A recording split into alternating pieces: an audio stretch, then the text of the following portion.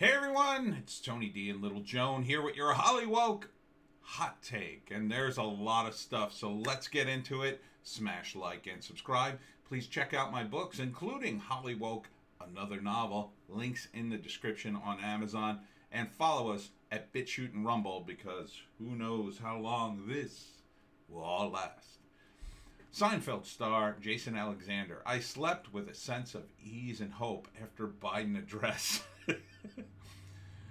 From Breitbart. Some 20 million Americans received unemployment benefits last month, and another 10 million remain unemployed. But actor Jason Alexander is sleeping better these days. The Seinfeld star was relieved following President Joe Biden's primetime address on Thursday, telling his hundreds of thousands of Twitter followers he slept, quote, with a sense of ease and hope that he had not known since Donald Trump's presidency. Well, I'm glad you're sleeping. I'm sure it's comfortable on that stack of millions and millions of dollars from the Seinfeld reruns. So, good, I guess. It just seems so weird to announce this stuff on Twitter. And speaking announcing on Twitter, the Cuomo sexual Hollywood elites who were in love with accused sexual harasser Andrew Cuomo. Ah, you gotta love it. You gotta love it. When they remind people, the internet never forgets. In what became a love-in, a chorus of celebrities joined to sing Cuomo's praises last November as he accepted his International Emmy Award for his daily beer virus press conferences. Stars including Robert De Niro, Billy Joel, Ben Stiller, Rosie Perez, Billy Crystal, and filmmaker Spike Lee recorded video images extolling the governor for setting, quote, an example for the rest of the world. How's that example gelling now? Is he a good example for the rest of the world? Oh, you gotta love it. Chelsea Handler has been largely silent on social media about Cuomo since the scandals broke. On Friday, she tweeted, I had a crush on Andrew Cuomo versus I no longer have a crush on Andrew Cuomo. Oh, you're so not amusing. In a Vogue letter entitled, Dear Andrew Cuomo, I want to be your first lady. Jesus. Handler heaped praise on the New York governor for being, quote, being a leader at a time when so many of us were desperately looking for one. She posted a video in which she declared her lust for Cuomo. You know, you people embarrass North Korean journalists. That's how bad this is. I mean, Jesus, look at this. Look at this. It's just sad and pathetic. Oh, Ellen DeGeneres declared her love for Cuomo in April in an episode of her show. Can I say that I'm a Cuomo-sexual? She said, we know that's going around, that people are saying that they're Cuomo-sexuals. The governor replied, yeah, I think it's a good thing. Yeah, how many people died that day, I wonder, in your nursing homes? Oh, here's Cher. Cher, you know. Jada Pinkett Smith. Sarah Silverman. Oofa. I really hope Governor Cuomo sees this awesome Randy Rainbow video from one great New Yorker to another. What the hell is Randy Rainbow? I guess that's a thing. Oh, and Trevor Noah, of course. You know, really, there's no excuse. There's just no excuse for this. This was weird when it was happening. Even if Cuomo was totally a normal politician, this was a pathetic display. A pathetic display of, ooh, I'm famous. Let me pick someone who's a good leader. And they just picked, like, the nearest guy. Because most of these guys all live in New York. And it's weird because, you know, Trump was on TV every day giving his press conferences, and his poll numbers were going up. And then everybody in the media said, no, get him off the air. It's wrong. Oh! Then Cuomo started doing it, and the same thing happened. Murphy still does it. My governor, if you can believe it. I don't think he's doing it every day now, but He's still got emergency powers. He's still a tyrant. But this couldn't happen to a nicer set of people, huh? A nicer set of people. Oh, I look forward to throwing this back in their faces when they ever mention politics again. So shut your pie holes, celebrities, because this will haunt you for the next 2 years or so. Because Cuomo's not going away. Seems like he's fighting it. Although I think he will resign. I think he'll collapse under the pressure. He has no support. Once the Democrats turn on you, once the party turns on you, who does he got? Who's he got left? What's he going to do? Send the cops to the DNC headquarters to roust people? I mean, he's got no power base. He's already insanely unpopular. Oh, but the celebrities love them. They love him. I hope you all take a hit because of your support for Cuomo. Because Cuomo is everything that's wrong with politicians. Everything. Okay? He was doing stuff that was purely political. Jamming people into nursing homes was a purely political move.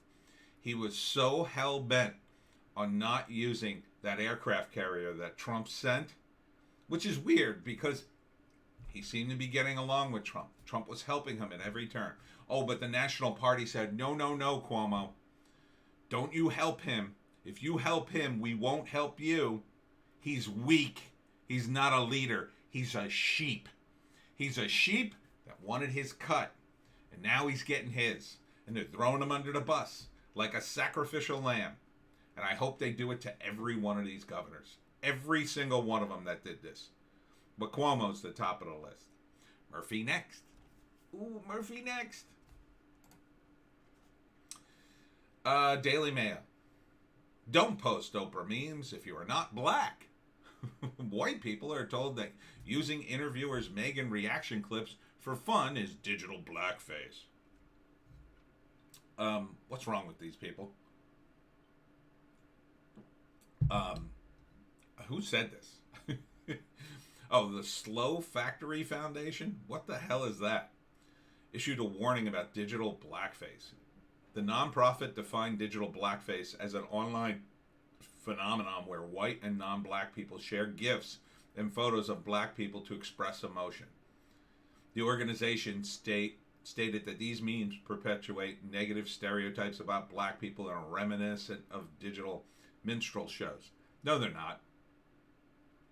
Idea of digital blackface has been around for hundreds of years, but the term was popularized by writer Laura Michelle Jackson in her 2010 Teen Vogue essay. Why are we taking advice from Teen Vogue under any circumstances, even if it wasn't the Communist Manifesto in a magazine? Ignore this. It's woke-tarded. Here's a little hope. No culture, no future. French actress strips naked at award show to protest beer virus restrictions. Good for her. Who is this woman? Corinne Massiano disrobed on stage during a French award ceremony, exposing the audience to her anger over the government's closures of cinema and other cultural institutions amid the beer virus crisis. She was invited to present the award for the best costumes, the Caesar Awards, which it's the Oscars in France. Good for you. See celebrities, American celebrities. This is a protest because I'm sure this pissed everybody off and drew attention to the problem using her body, which is what actresses do a lot, right? I mean, they do. So do actors. So this is like a perfect protest. This is exactly what U.S. celebrities should be doing, but they haven't gotten the message yet. And, by now it's pretty much too late to protest this. You are on the wrong side of the fence on this issue. And speaking the wrong side of the fence, CNN Talking Potato, Brian Stelter is down 1 million viewers since January. Well, no surprise. First off, that's a Gateway Pundit. Excellent headline, Gateway Pundit. But why do people watch Brian Stelter anymore. I mean, I guess they're not. I mean, if he's down a million viewers, I don't know how CNN's surviving. I really don't. Every time I see an article about them, they're down in viewership. It's just going to get worse and worse for them. And Don Lemon, he's losing it, in my view. Absolutely losing it. Van Jones, Biden's deeper patriotism is exactly what we need right now. On Thursday, CNN political commentator Van Jones praised President Joe Biden's address on the beer virus pandemic, calling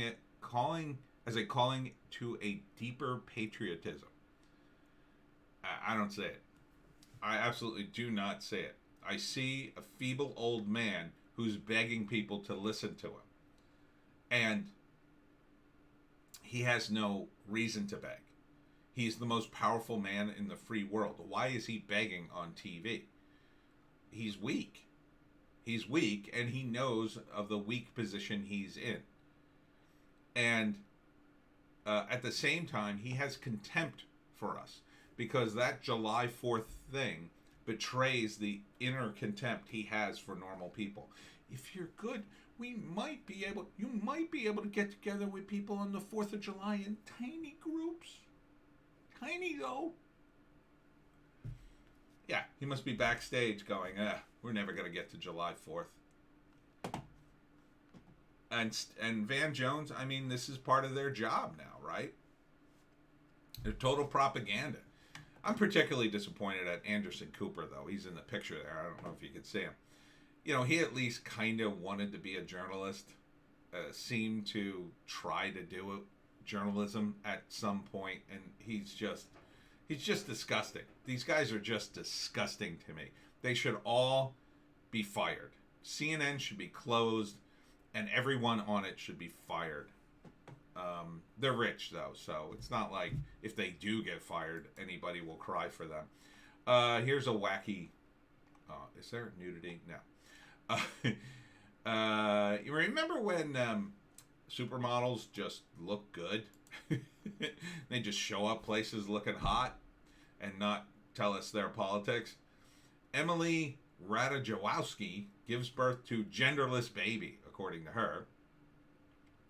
What it means is that she's going to try to keep her kid genderless until they're 18 and can decide for themselves. How's that going to go? How's that going to go, supermodel mom? I don't think that's going to go too well.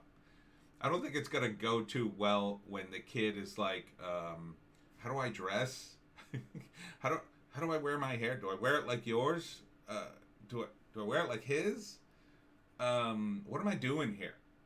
This is like almost the complete abandonment of children. You're how are you going to even do this? How is this even going to function? Like, your kid, reacts to you. If you have an expression on your face, if you roll your eyes, I mean, your kid reacts to that. I'm a kid in my own way. I still have parents. I still react to them. If my parents give me a look, I know what it means. Right? So imagine, I think I'm going to sign up for baseball. And your mother goes, oh, or not. I don't have to do sports. I guess I could put the dress back on, Ma. And then she goes, that's common. That is common. She is dying to have a trans kid. That's what she really wants. She wants all the attention because she's a model. And she wants her kid to be trans. So she is going to screw the kid up in an attempt to nudge them that way. In my opinion. That's my opinion. This is all just my opinion. Emily, hot but not too bright, Ratajkowski, genderless baby. Oh, her poor husband. Her poor husband. I guess he's going along with this. I guess he's going along. Maybe it's all BS, and I don't know who is Sebastian Bear McLeod? I don't know who that is. Probably like some soccer player out in the UK. Oh, and here's CNN's Lemon. Ron Johnson is spewing blatant racism. No, you know who's spewing blatant racism, in my view? Don Lemon. he made Andrew Cuomo squirm in his chair. You know whose fault it is, he said at one point. And Cuomo went, white people. And he went, yeah, that's right, white people. I mean, can you imagine 10 years ago, just 10 years ago, saying to somebody, you know what's going to be on the news in 10 years? The CNN anchor is going to talk nonstop about race, and he's going to denigrate certain races. You'd be like, what are you talking about? They'd fire him in a second. This would never have flown in any other time period. This is the result of critical race theory poisoning people's minds. And Twitter, too. Twitter is the delivery system, really. Critical race theory is the poison. And he has the absolute gall to accuse other people of racism, which I can't believe. I don't know if Ron Johnson actually said something that could be considered racist. I wouldn't trust Don Lemon to report it to me. He sees racism in everybody else but him. So I don't know why you would watch CNN. I really don't. Oh, and here's Sarah Silverman again. Sarah Silverman claims she's totally over being a Democrat. Wow. Now, I'll give her a little bit of credit. And I've told you that I met Sarah Silverman back right before she became super famous. And, you know, she is at heart a stand-up comic and lived in that world for a long time. She kind of weakly defended Louis C.K. I wish she had come out super strong in his defense, because I really do think Louis C.K., you know, it wasn't nothing, but he deserved to be defended by his friend. And she kind of did, but kind of didn't, kind of kept it low-key. But now, let's hear what she has to say. This is from Louder with Crowder, so it's a bit biased. Sarah Silverman is not our friend at all. At one point in her career, she was kind of funny. Then she went all in on being a typical leftist Democrat. I think that's true. You know, she used to do edgy stuff. That was her whole shtick. She used to say the most vulgar, disgusting things. When I met her, I mean, that was her whole deal. She was super outrageous. And I was talking to my friend, and Sarah was there, and I was saying how fascinated I was with New York Access Public TV, because I didn't live in New York, and my friend did. And she started doing bits from the TV. Now, if you know anything about New York Public Access, I don't know if it's the same. It probably is. But there was tons of porn on it. Just tons of it. Or porn advertisements at that time. That was the early 90s, maybe. So she immediately started, because she watched it all too, she started aping all the porn girls and just doing the most vulgar stuff that they did on the tube. And it was funny. It was shockingly funny. But that was her shtick. And then here she is in the article. One time she compared waving the American flag to Nazi Germany. She even got triggered over the color of Band-Aids. And one time, although they don't mention it, she saw these symbols on the ground, mistook them for swastikas. But they were the sewer guys. They were doing some work, and they marked the ground. And she took a picture and posted it immediately. I mean, she just got caught up in it.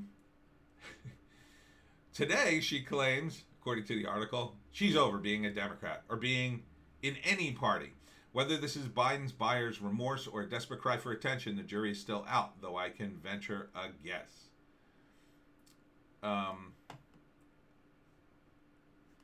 And here's what she says. It's the absoluteness of the party that I'm in such a turnoff to me. It's so effing elitist, you know.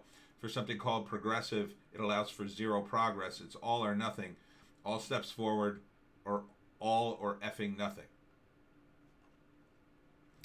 Well, I'm glad you got the message, but, you know, it's a little too late, Sarah.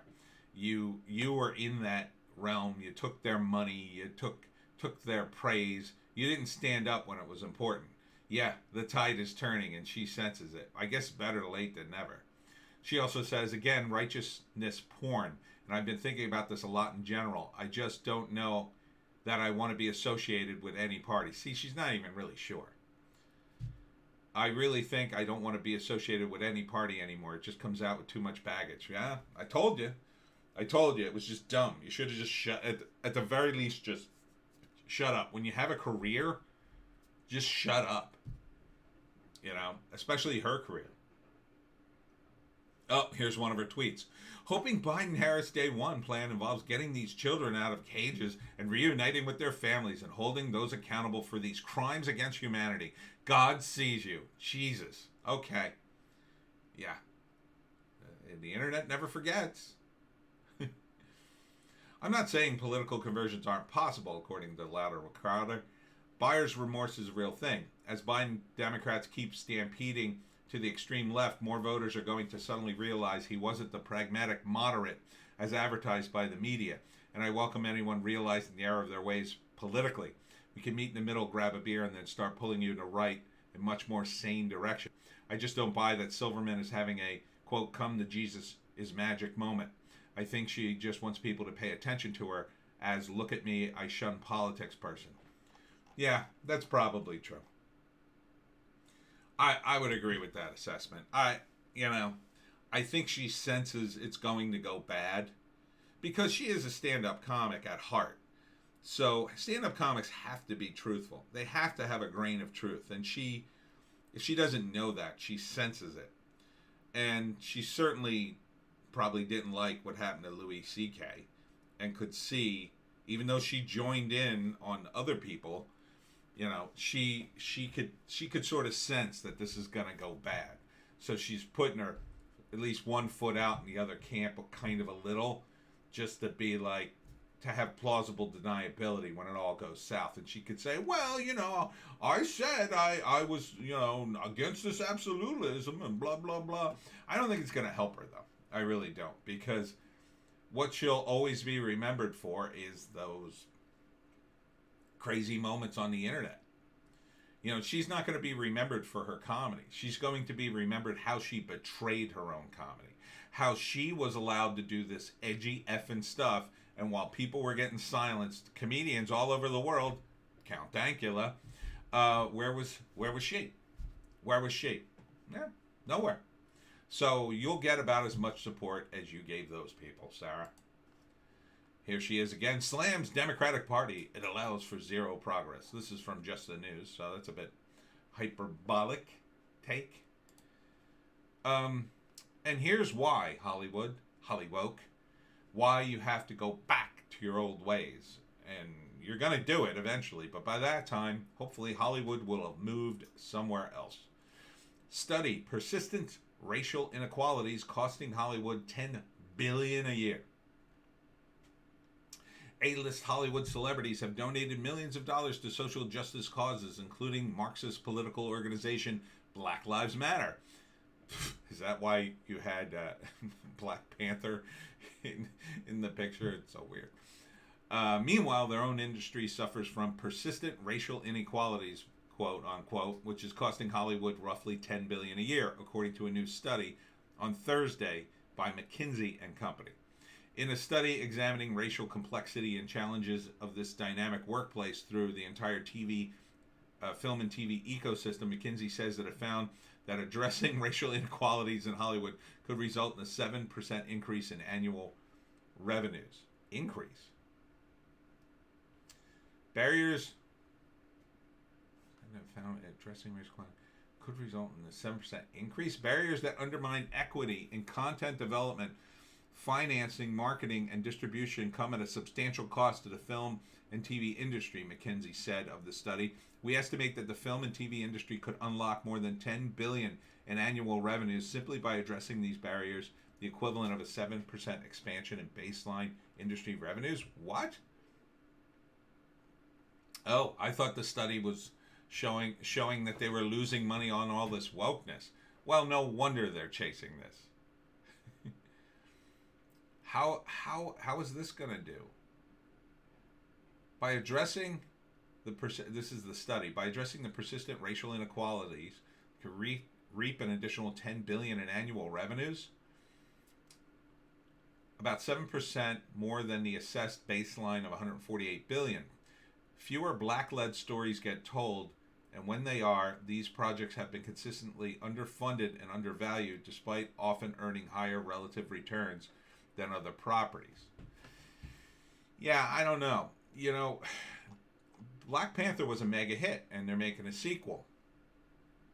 And quite frankly, I don't know if they should even make the sequel now that the lead has passed on, and they're not even recasting him. I think the sequel's not going to do as well with his sister at the helm. But,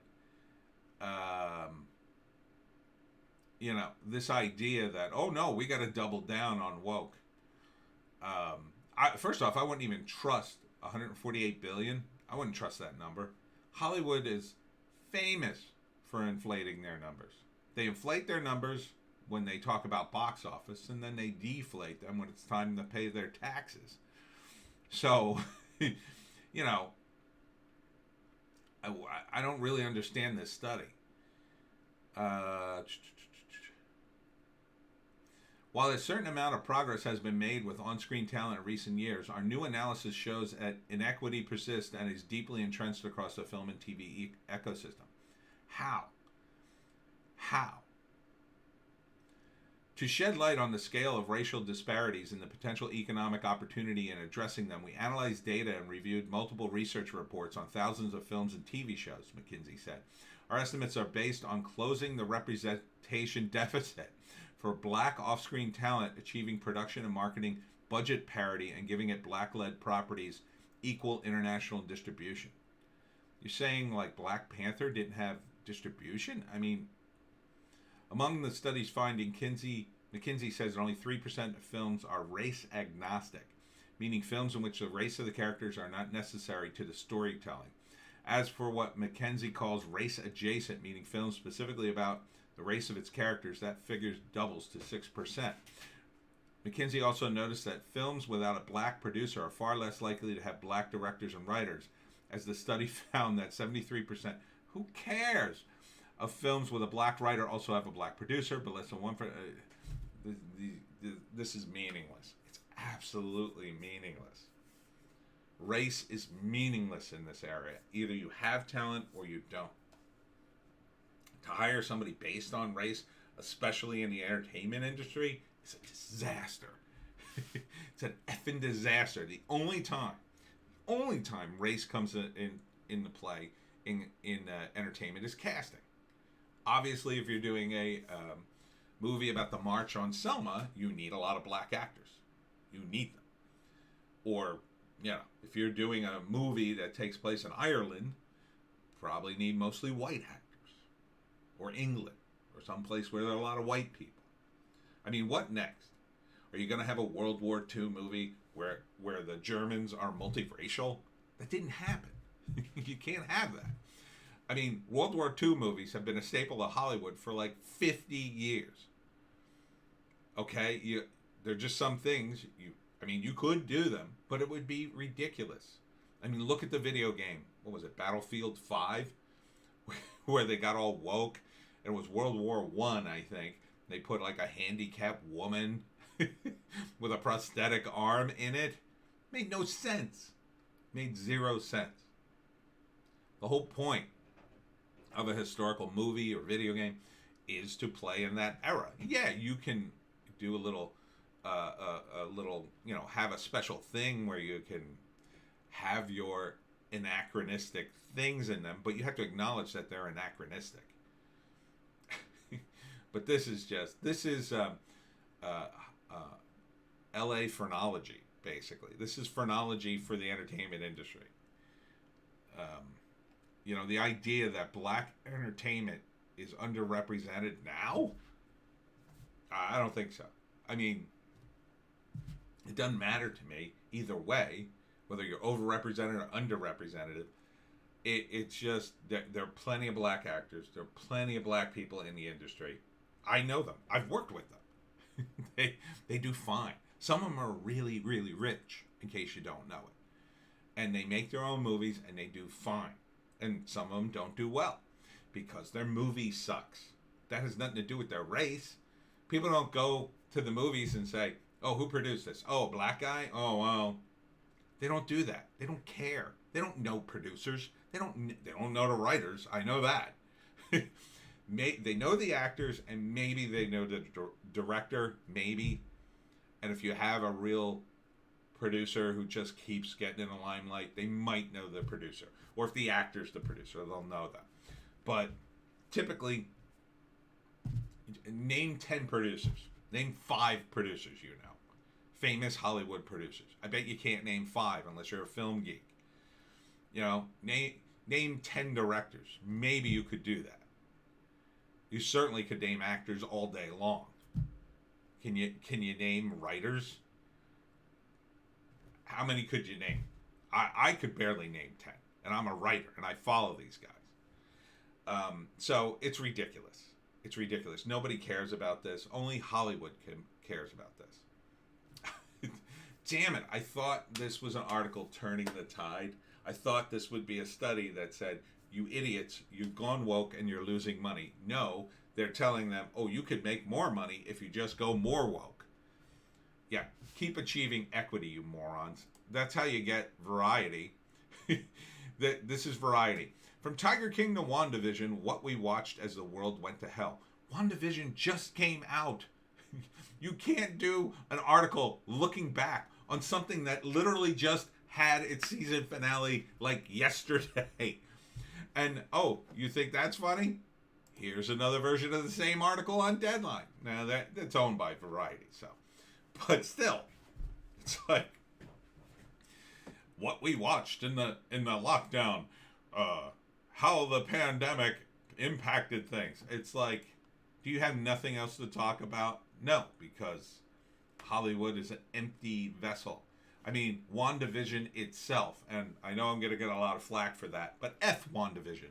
I'm not watching it. I don't want to watch yet another TV show where we take old-time TV and bring it back from the past. Do you even remember half the bits in there? Most young people don't. They don't remember the bits. And, that we did such painstaking research. Yeah, you went online, you watched old clips of the Dick Van Dyke Show and the Brady Bunch, and you recreated some of the sets and the costumes. Bully for you. They should have a whole department dedicated to nothing but old-timey TV costumes and have them ready, because this is a tired trope in television and movies. They keep doing this bit. The last TV show that did it well was like The Simpsons. And that was only because it was animated, and they could not only do that, but they segued into, Itchy and Scratchy coming out of the TV. It was a little bit of a twist on it, but WandaVision, no. I've heard, because I've watched the videos on the reaction to it, that the season finale was just A. Just complete A and S. So, did you like investing your time in a show that effed you in the ending? Like, I remember another show that did that to me called Lost. My friend was like, "Oh, you gotta watch it." Now he's a film head. He begged me to watch this show with him.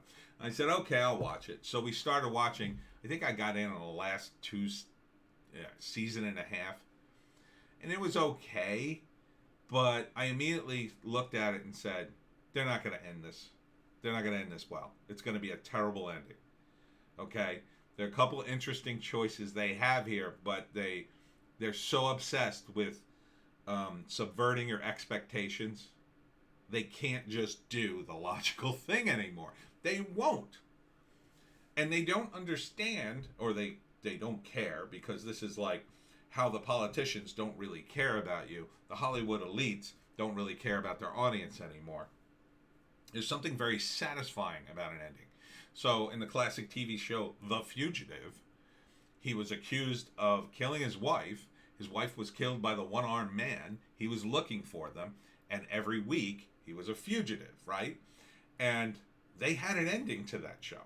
And the ending was, he catches the one-armed man and clears his name. Now, if you had watched that show for a few years, you'd probably see that coming. Because that's the kind of show it was. It was the kind of tone it was, right? But it was so satisfying to see the ending, right? It's satisfying to see that because it was driving to that. You know, Lost was driving to something, maybe at one point. But it's also true that certain writers and Hollywood execs have figured out how to just tease people endlessly. So they don't care about the ending. They're cool to build up and hint at things that could happen.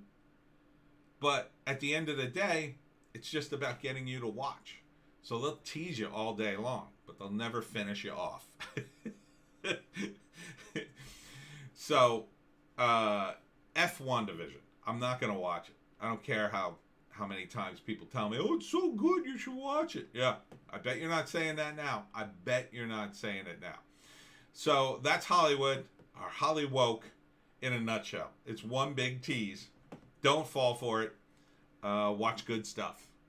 That's my motto. And the good stuff tends to be new because the new people got to try harder.